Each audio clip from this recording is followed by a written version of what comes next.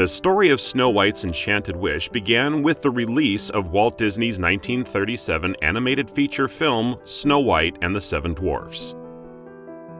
This charming story was a box office success, raking in an impressive $418 million, and was praised by the critics.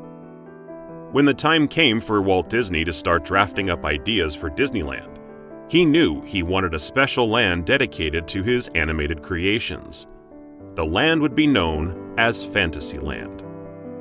It quickly became home to King Arthur, Alice, Mr. Toad, Dumbo, Peter Pan, and of course, Snow White.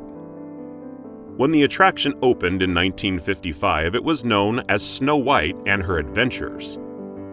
It was believed that each guest would board the mini cart and travel through the dark ride imagining that they were Snow White. However, guests weren't able to grasp the concept and were soon asking where Snow White was.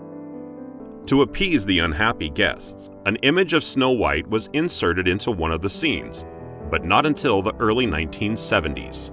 Walt assigned Ken kind of to be in charge of the dark rides of Fantasyland, because Ken had worked on all of the films, and so did Dad. So he drew from his animation team at the studio to put these rides together. Ken had laid out the rough story and the characters and what the ride was going to say and how it was going to be constructed and so forth.